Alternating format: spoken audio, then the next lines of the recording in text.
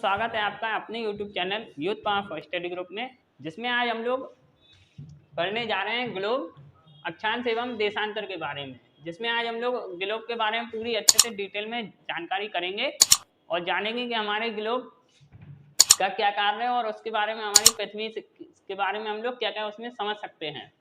तो ग्लोब तो हम लोग इसमें देखेंगे ग्लोब क्या होता है। तो ग्लोब एक पृथ्वी का लघु या छोटे रूप में एक वास्तविक प्रतिरूप है। यानी कि हम लोगों को यदि पृथ्वी के बारे में कुछ समझना है कि पृथ्वी में कौन सी चीज कहाँ पर है, कौन सा महासागर कहाँ पर है, कौन सा महाद्वीप कहाँ पर है, तो उसको समझने के लिए हम लोग ग्लोब का इस्तेमाल कर सकते हैं। जैसे कि आपने मैं यहाँ चित्र में दिख रहा है कि ग्लोब इस प्रकार का होता है। यानी कि आप लोगों ने अपने स्कूलों में या स्कूलों के ऑफिसों में या तो कहीं पर रखे हुए ऐसे ग्लोब देखे होंगे जो पृथ्वी के आकार का है। और इसमें हम लोग पृथ्वी के बारे में कोई भी हम लोग को जानकारी चाहिए हो कि कौन सी चीज़ कहाँ पर है, कौन सा पहाड़ कहाँ पर है, तो वो हम लोग ग्लोब की सहायता से पता कर सकते हैं। इसी में हम लोगों ने देखेंगे ग्लोब विभिन्न आकार एवं विभिन्न प्रकार के भी होते हैं। जिसमें कि पहला तो एक हो जाएगा बड़े ग्लोब, जो कि एक जगह पर स्थिर होते हैं।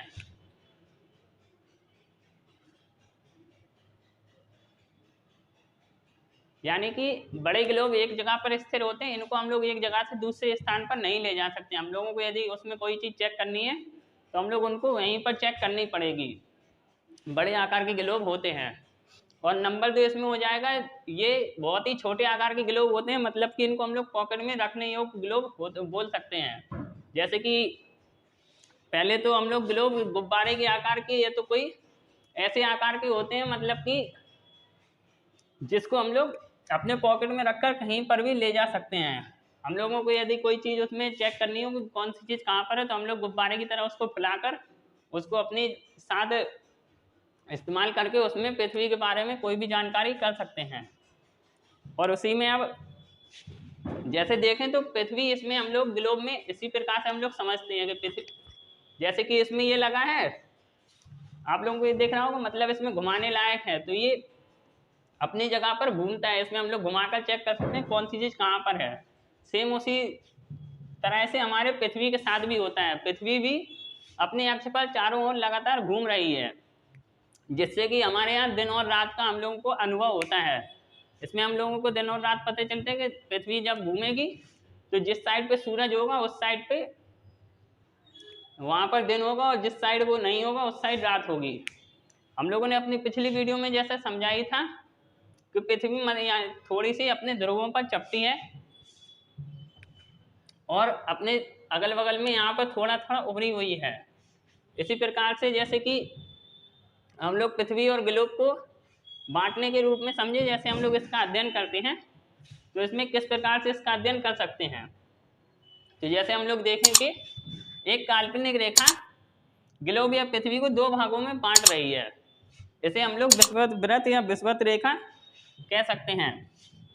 जैसे हमने यहाँ पे चित्र में बनाया है, तो उसमें ये रही हमारी विषुवत रेखा, जो कि 0 डिग्री अक्षांश पर है। हमारे पृथ्वी में अक्षांश, पृथ्वी के बारे में नॉलेज करने के लिए या तो उसका अध्ययन करने के लिए उसको कुछ अक्षांश एवं देशांतरों में बांटा है, जैसा कि हम लोगों का ये आज का टॉपिक है।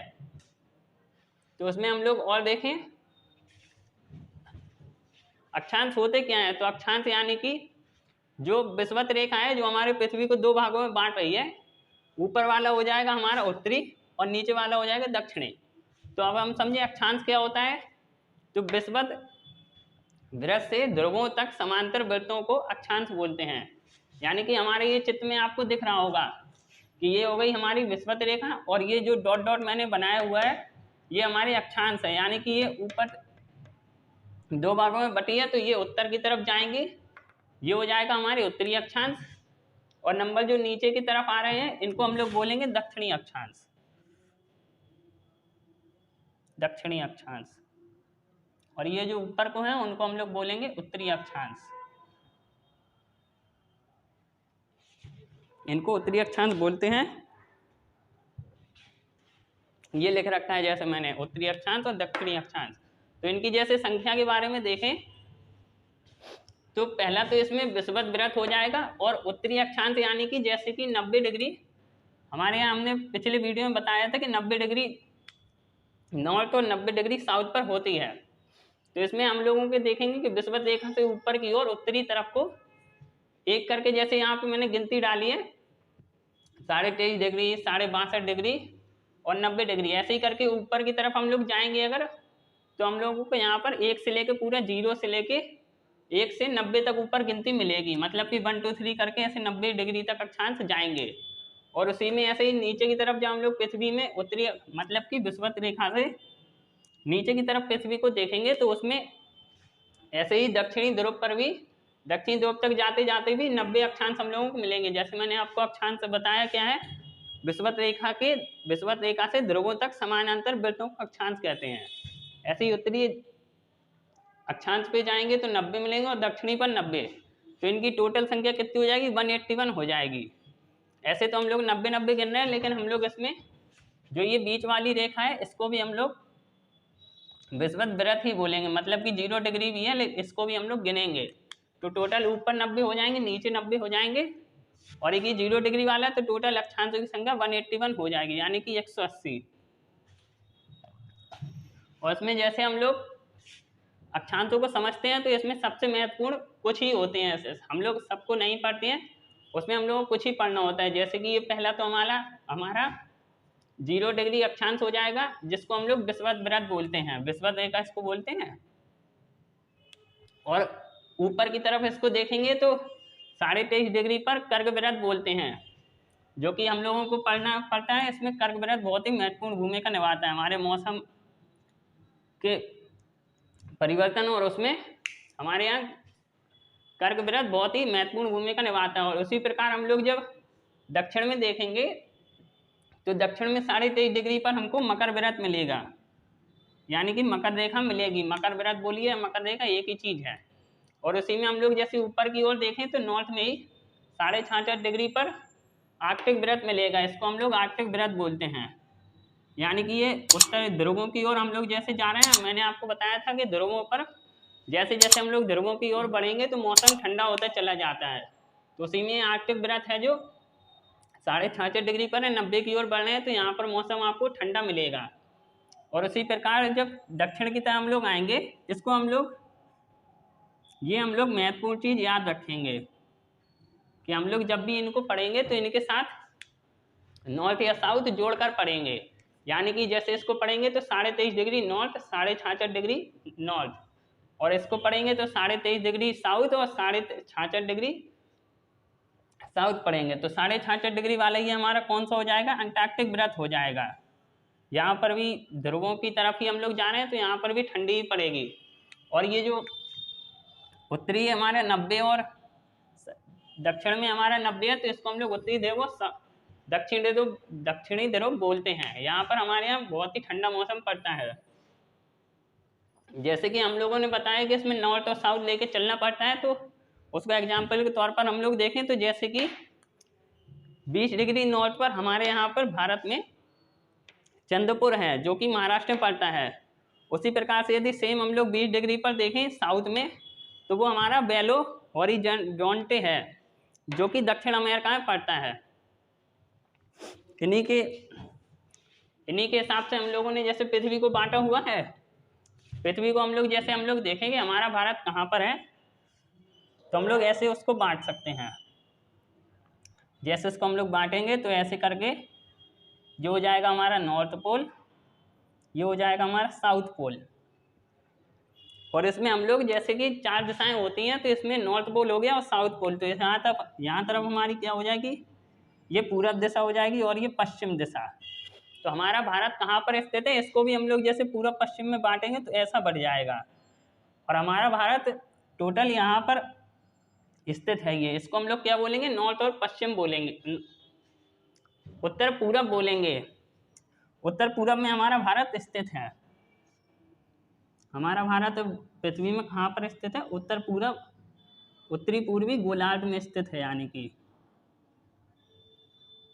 जैसे कि है ये पहला तो उत्तरी गोलार्ध हो गया, दूसरा दक्षिणी गोलार्ध हो गया, मतलब कि 2 भागों में बट रहे हैं, तो इनको हम लोग गोलार्ध बोलते हैं। पहला उत्तरी गोलार्ध, ऊपर के वाले को हम लोग उत्तरी गोलार्ध बोलेंगे, नीचे वाले को दक्षिणी गोलार्ध।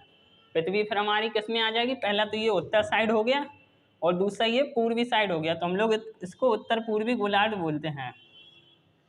अब इसके बाद हम लोग हमारे पृथ्वी पर ताप कटिबंध देख लेते हैं, मतलब कि हमारे पृथ्वी पर कैसा मौसम रहता है।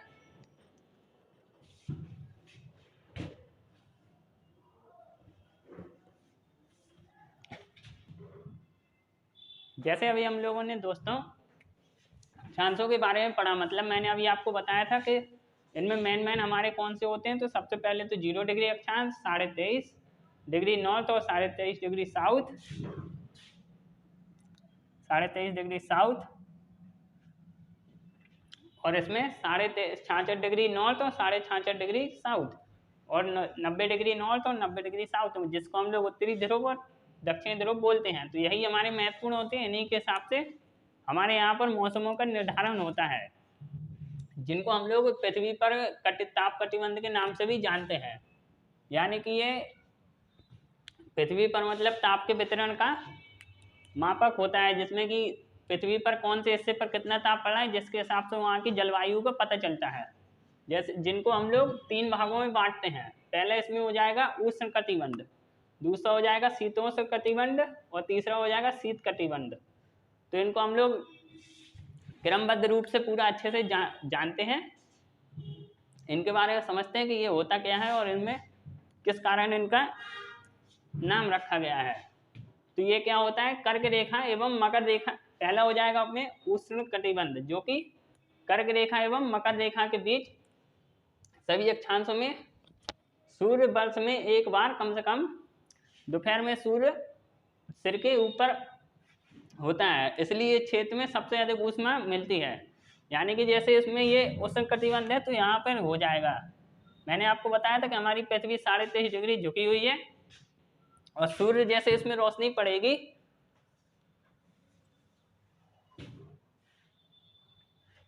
सूर्य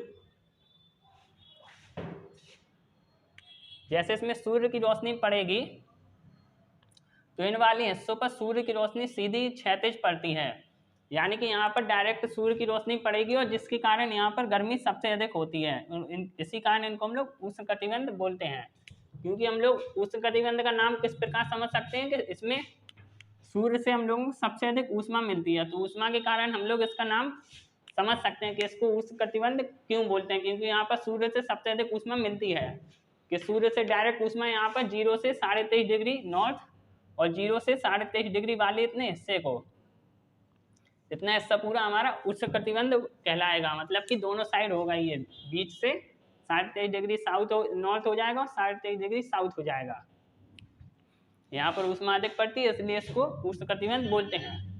और इसमें दूसरा कौन सा हो जाएगा, शीतोष्ण कटिबंध। तो शीतोष्ण कटिबंध कौन सा होता है, मकर रेखा के अक्षांशों के ऊपर वाले हिस्सों पर, अक्षांशों के इसमें ऊपर हो जाएगा। मकर रेखा एवं कर्क रेखा के अक्षांशों के ऊपर वाले, यानी कि कर्क रेखा के ऊपर वाला हिस्सा कौन सा हुआ, 23.5 डिग्री से 66.5 डिग्री के बीच का हिस्सा, और इसमें मकर रेखा से नीचे वाला हिस्सा जो कि हो जाएगा 23.5 डिग्री साउथ से 66 डिग्री 66.5 डिग्री साउथ वाले हिस्से को, इसको हम लोग शीतोष्ण बोलेंगे।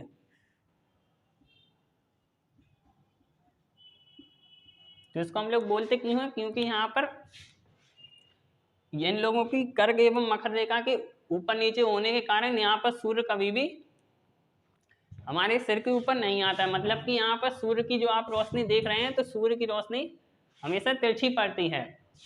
यहाँ पर ऐसे देखेंगे तो सूर्य की रोशनी तिरछी पड़ेगी, जिससे यहाँ पर ऊष्मा उतनी अधिक नहीं होगी जितने की 0 से 23 डिग्री बीच अक्षांशों के बीच में पड़ेगी, जिससे कि यहाँ पर तापमान यहाँ का मध्यम रहता है, इसलिए इसको शीतोष्ण कटिबंध बोलते हैं।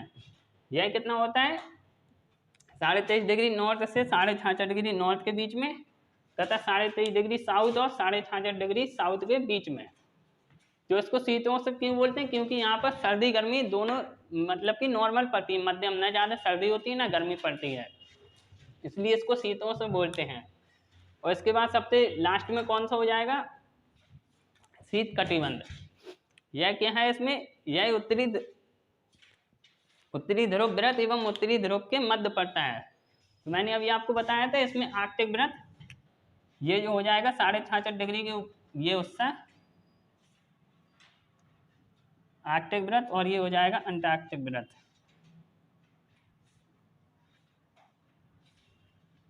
अंटार्कटिका वृत्त। तो इनके जो ऊपर का हिस्सा होगा इसको हम लोग शीत कटिबंध बोलेंगे, यानी कि 66.5 डिग्री साउथ के ऊपर का हिस्सा 90 की तरफ, 90 डिग्री नॉर्थ में, और 66.5 डिग्री साउथ से 90 डिग्री साउथ के बीच में, इसको हम लोग शीत कटिबंध बोलेंगे। तो शीत कटिबंध हम लोग इसको क्यों बोलेंगे, क्योंकि यहाँ पर यह उत्तरी ध्रुव एवं दक्षिणी ध्रुव पर होता है, जिसके कारण यहाँ पर सूर्य कभी भी क्षैतिज से ऊपर नहीं आ पाता। मतलब कि इसमें आप लोगों को दिख रहा होगा कि 66.5 डिग्री तक तो यहाँ पर तिरछी लाइन आएगी, मगर यहाँ पर ऊपर यहाँ पर कम रोशनी आ पाती है, जिससे कि यहाँ पर हमेशा ठंडा मौसम बना रहता है। यहाँ का मौसम कैसा होता है, ठंडा मौसम होता है, इसीलिए इसको शीत कटिबंध बोलते हैं, क्योंकि यहाँ पर हमेशा ठंडी रहती है ज़्यादातर, और इसी को शीत कटिबंध बोलते हैं। लोगों को अक्षांश एवं देशांतर दोनों पढ़ना जरूरी है, जिससे हम लोगों के पृथ्वी पर समय निर्धारण होता है ग्लोब में। इसमें हम लोगों ने अक्षांश के बारे में पढ़ा, अगली वीडियो में हम लोग देशांतर पढ़ेंगे, जिसमें कि हम लोगों को समय निर्धारण के लिए बहुत ही आवश्यक होता है। यदि आपको ये पसंद आए, इसमें आपको नॉलेज अच्छी लगे, तो हमारी वीडियो को आप लाइक करें, सब्सक्राइब करें, और कमेंट में बताएं कि आपको अगले टॉपिक पर कौन सी टॉपिक पर वीडियो चाहिए। धन्यवाद।